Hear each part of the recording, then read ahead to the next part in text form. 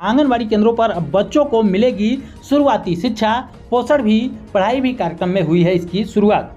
जैसा कि आप सभी को बता दें कि पोषण भी पढ़ाई भी इस नाम से कार्यक्रम किया गया था, जिसमें महिला एवं बाल विकास मंत्री स्मृति ईरानी जी का आगमन हुआ था। वहां पर उन्होंने ईसीसी को लॉन्च करते हुए कई प्रमुख बातें कही, जिसमें कहा है कि आंगनबाड़ी कार्यकर्ताओं को ट्रेनिंग दी जाएगी। इसके लिए 600 करोड़ रुपए का प्रावधान किया गया है। अगले बयान में उन्होंने कहा कि जो मिनी आंगनबाड़ी सेंटर हैं उनको भी अब फुल आंगनबाड़ी सेंटर में तब्दील कर दिया जाएगा। इसके तहत जो मिनी आंगनबाड़ी कार्यकर्ताएं हैं अब उनको आंगनबाड़ी कार्यकर्ता के बराबर का दर्जा मिल जाएगा, उसी के बराबर उनको मानदेय भी मिलना स्टार्ट हो जाएगा। जैसा कि इसमें भी लिखा गया है कि केंद्रीय महिला एवं बाल विकास मंत्री स्मृति ईरानी ने बुधवार को देश के सभी आंगनबाड़ी केंद्रों में पोषण भी पढ़ाई भी कार्यक्रम की शुरुआत कर दी। देश के करीब 14 लाख आंगनबाड़ी केंद्रों में राष्ट्रीय शिक्षा नीति के मद्देनजर 3 से लेकर 6 वर्ष तक के बच्चों के लिए अब पोषण के साथ साथ पढ़ाई भी कराई जाएगी। हालांकि ये काम आंगनबाड़ी कार्यकर्ताएं पहले भी करा रही थी, लेकिन यहाँ पर स्कीम लॉन्च की गई है तो प्रोफेशनली तौर पर ये सारी चीज़ें कराई जाएगी। उसके बाद लिखा गया है कि आंगनबाड़ी कार्यकर्ताओं की ट्रेनिंग के लिए मंत्रालय ने 600 करोड़ रुपए का बजट प्रावधान किया है। यहाँ पर देख सकते हैं 600 करोड़ रुपए की बात यहाँ पर कही गई है। तो ये महत्वपूर्ण बातें यहाँ पर लिखी गई। उसके बाद लिखा गया है कि बुधवार को विज्ञान भवन में आयोजित संवाददाता सम्मेलन में जानकारी साझा करते हुए स्मृति ईरानी ने बताया कि 2022 में आंगनबाड़ी केंद्रों में पढ़ाई कराने के लिए इस संबंध में मंत्रालय ने ईसीसी टास्क फोर्स बनाई थी। लोगों ने इसके बारे में सुझाव दिया ताकि इस दिशा में और भी आगे बढ़ा जा सके।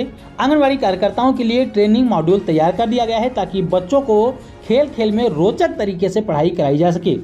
उसके आगे लिखा गया है कि स्मृति ईरानी ने बताया कि इसके लिए आंगनबाड़ी केंद्रों में स्वदेशी खिलौनों और लोकगीतों को भी शामिल किया जाएगा। जल्द ही सभी आंगनबाड़ी कार्यकर्ताओं को आधुनिक ट्रेनिंग के लिए पूरी तरीके से बुलाया जाएगा और उनको ट्रेनिंग दी जाएगी। उसके बाद महत्वपूर्ण बात लिखी गई है कि उन्होंने बताया कि आंगनबाड़ी कार्यकर्ताओं को दिए गए आउटडेटेड उपकरण, जो आउटडेटेड उपकरण हैं यानी कि पुराने उपकरण हैं, जैसे कि मोबाइल फ़ोन को भी बदल दिया जाएगा। जैसा कि कई राज्यों में आंगनबाड़ी कार्यकर्ताओं को खराब क्वालिटी के मोबाइल फ़ोन दिए गए हैं, जिससे कि लगातार शिकायतें आंगनबाड़ी कार्यकर्ताएं करती रहती हैं, तो उसको लेकर भी यहाँ पर बड़ा बयान दिया गया है कि आउटडेटेड जो भी उपकरण हैं, जिसमें मोबाइल फ़ोन को भी शामिल करने की बात यहाँ पर कही गई है, तो उनको भी बदल दिया जाएगा। उन्होंने एक शोध का जिक्र करते हुए कहा है कि आंगनबाड़ी केंद्रों से निकलकर स्कूलों में गए बच्चों की समझ निजी प्री स्कूल से बेहतर पाई गई है। कहने का मतलब यह है कि जो प्री प्राइमरी स्कूल प्राइवेट रूप में खोले जाते हैं, उनकी समझ से ज़्यादा बेहतर बच्चे आंगनबाड़ी केंद्रों के बच्चे होते हैं।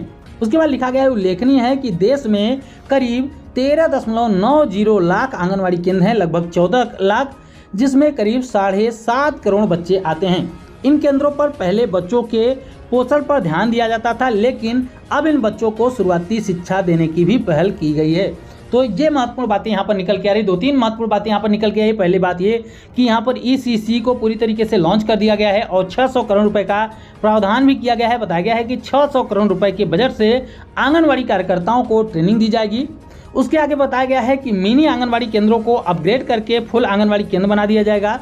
इसके अलावा महत्वपूर्ण बात यहाँ पर निकल के आई है कि जो आउटडेटेड उपकरण, जिसमें मोबाइल फ़ोन को भी शामिल किया गया है, अब उन मोबाइल फ़ोनों को बदल दिया जाएगा और जो भी आउटडेटेड उपकरण हैं उन सभी को बदल दिया जाएगा और नए उपकरण आंगनबाड़ी कार्यकर्ताओं को दिए जाएंगे ताकि काम और भी बेहतर ढंग से हो सके।